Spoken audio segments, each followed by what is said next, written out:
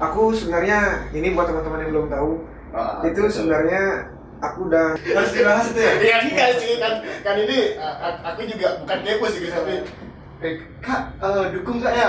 Oh pasti ya dukung, soalnya dari dulu udah deket gitu kan, ya udah tak dukung. Oh tapi mikir gimana harmoninya ya kok Krisna ya nggak tahu lah. Nah, makanya sekarang pengen ini sih pengen konfirmasi aja gitu. Jadi itu sebenarnya itu aku iseng dulu ikut sama ada temanku kan, dia pengen ikut audisi karena itu audisinya cuman nggak ada di Bali, itu audisinya yang paling dekat kita di Surabaya. Jadi karena dia sendiri ke sana, diajakin lah aku, ya ikut ya gitu. Ya udah sambil kan sambil lancong lah. Jenuh juga.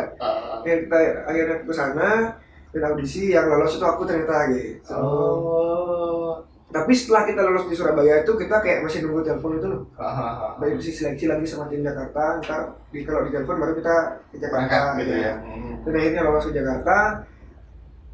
Jadi intinya berawal dari keisengan pertama. Iseng dulu ya. Dan sampai di sana kan, sampai di sana udah sampai di babak berapa di live duel itu, aku sebenarnya ini buat teman-teman yang belum tahu, itu sebenarnya aku udah nyuruh teman-teman buat nge-vote no gitu. Karena gini apa namanya, kalau itu lolos di tahap live duel, itu kita harus kayak tanda tangan kontrak sama ini sih sama label ya di sana. Karena aku pikir kan, kalau aku tanda tangan kontrak di sana gimana sama band itu di rumah ya kan. Sedangkan ini kan dari iseng semata gitu. Dan akhirnya waktu itu kan nonton mereka semua ke sana. Ya padahal banyak loh Chris yang dukung Chris. Ya. Hampir di Bali ini teman-teman tak lihat. Ya hampir 99% lah ini kan semuanya. Saksi hidup ini. Ya bro, gimana bro? Nongol sini bro. Nongol sini. Nongol lah sini dulu. Ini saksi hidupnya nih. Nongol dulu nih. Sini? Iya nggak apa-apa di situ. Kesaksian orang. Ya duduk juga duduk tuh. Nah, duduk tuh nih. Apa? Gimana tuh? Katanya saksi hidup tadi ininya kakaknya nih tentang Pas di Jakarta tuh. ya pas di Jakarta tuh gimana? Jadi di sana kan kayak punya grup-grup fanbase gitu, fanbase harmonia kan di sana tuh banyak. Oh di kampung gitu di Enggak di Ya yang lolang di line. Oh di sosial media. Oke di sosial media. Di sana disuruh biar semua itu nge-vote no, soalnya udah di sana kayak bisa sendiri cerita kayak kayaknya apa-apa tuh udah diatur, pokoknya nggak bisa jadi diri sendiri. Ya, Dia terima kan kasih. masih banyak. Ya kalau bilang keras kepala. Oh iya. Ya terima kasih. Kenapa gitu? Dia marah main ya. Oke.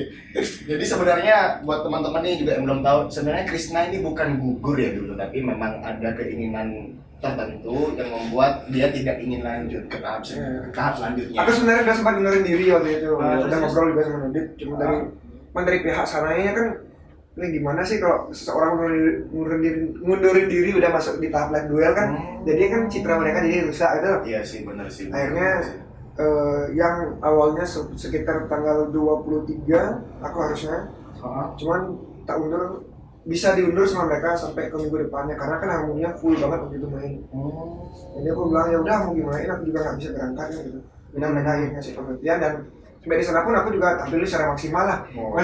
Masa kita mau kayak gitu tampil di sana setengah-setengah. Aku tuh pasti nungguin dulu Chris. Lihat jam ya. Di sini kan Mas ya. Waktu itu ya kita sempat ya. Jadi kita ngumpul di studio. Ini udah saksi TV. Krisna sekarang Krisna gitu. Ya kita juga nge-vote sih namanya kan. Tapi nggak tahu kalau ada sesuatu di belakang itu kan. Ternyata bukan seperti yang diinginkan sama Krisna. Jadi intinya namanya musisi itu kan kayaknya. Tapi gini sih, bebas, ya. kalau memang ada musisi yang bisa diatur, yang enak diatur sama mereka, pasti bakalan jadi sih kalau sama label-label Jakarta tuh. Kalau mereka mau dengerin arahan gitu. Tapi aku masalahnya orangnya kaku gitu. Kalau aku di harmoni aja, kalau aku buat lagu ya kayak gini aransemennya, nanti kurang lebih mereka nambahin lah gitu. Ya, kayak ya. ada jiwa yang sedikit memberontak lah kalau di sana. Aku tahu karena aku tahu bener kan kamu. Jadi dulu di UKM juga kan. Sebelum kamu tuh ada band harmonia, sempat dulu kan solo sendiri ya kan. Pokoknya ciri-cirimu dulu kan aku mau ngisi dong gitu. Jadi ada inisiatif memang dari dirimu. Aku nggak tahu nih. Bandmu siapa Chris? Gak ada, aku solo. Yang penting aku mau nyanyi aja. Oke lah. Nah pertama kali kamu bukan pertama kali sih, itu beberapa kalinya sempat ada juga acara meeting ya di kampus, bukan meeting, seminar. Kamu sempat tampil sendiri, nggak sama teman-teman yang lain, sempat cuma akustik, bawa gitar sendiri, kamu nyanyi.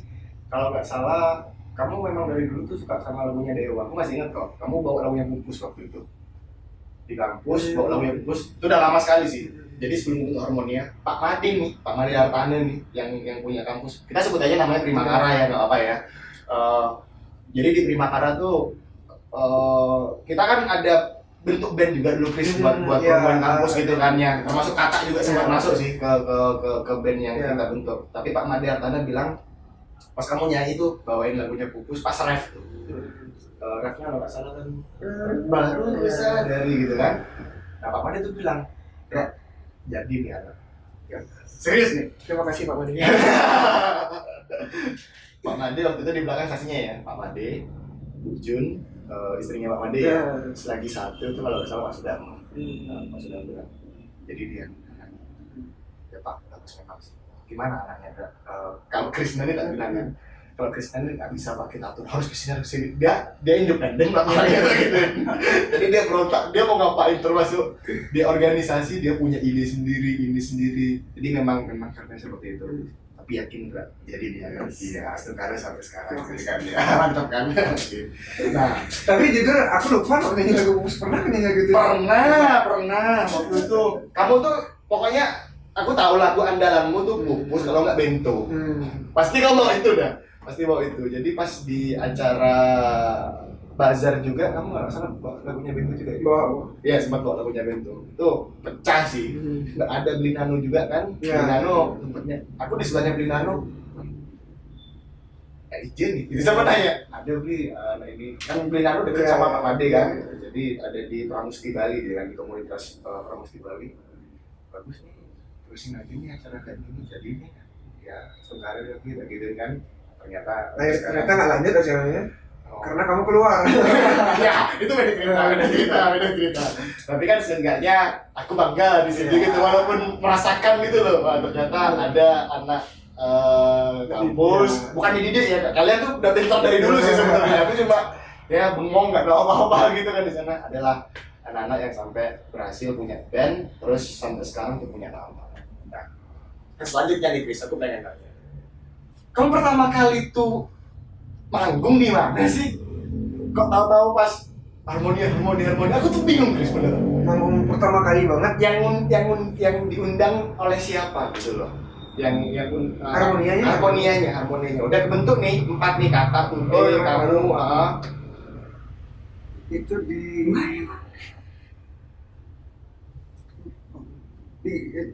yang undang, berarti kan yang undang. Ya kalau di kampus kan udah sering lah ya. Oh di kampus sebelah.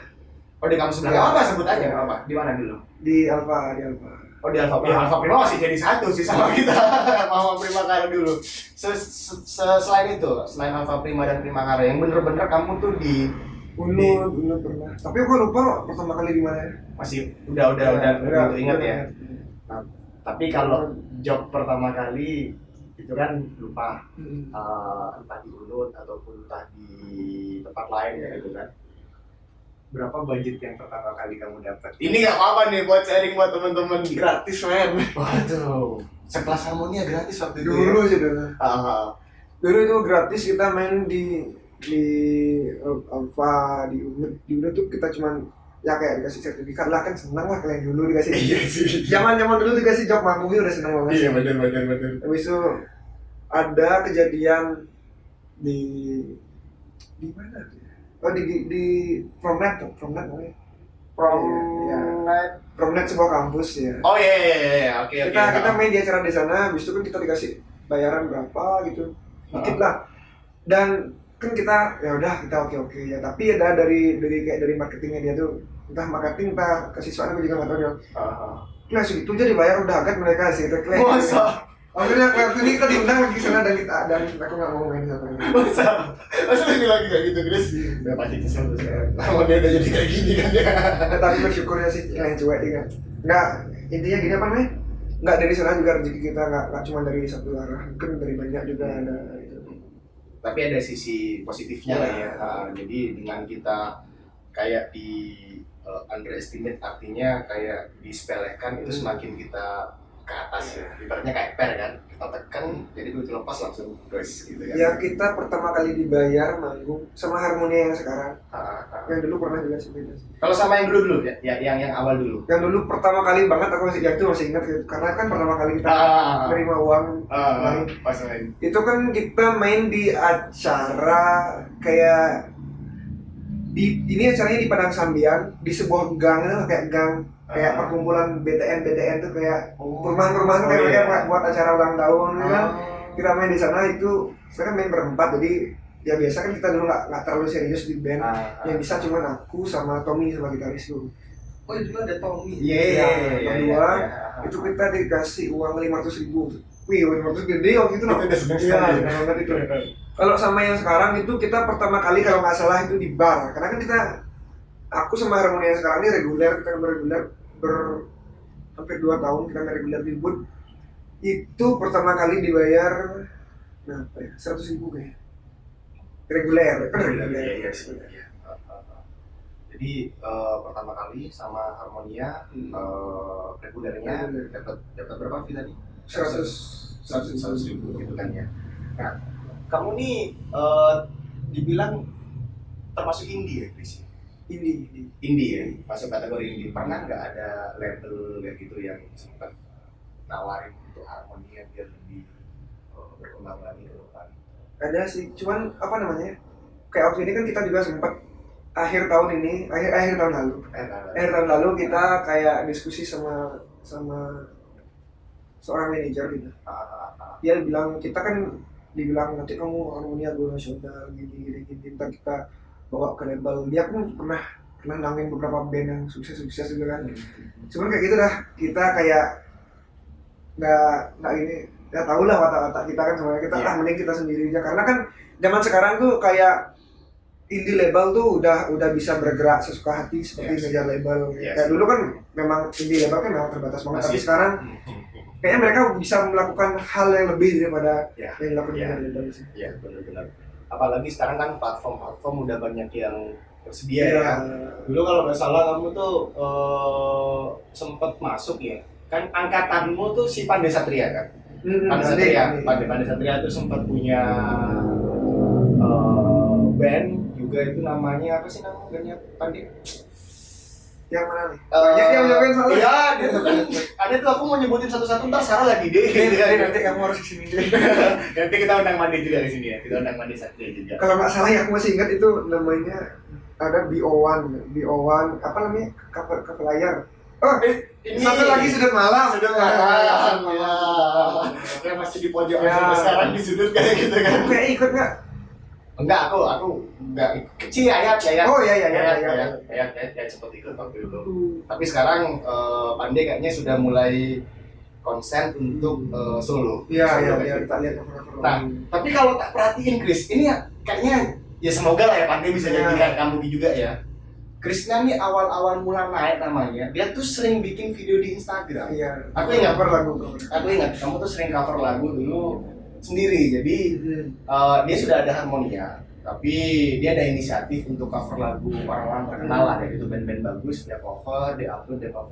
Hampir 2 hari sekali kok pasti upload kalau nggak salah. Sehari sekali. Nah, kamu tuh punya ide dari mana, guys? Aku apa namanya?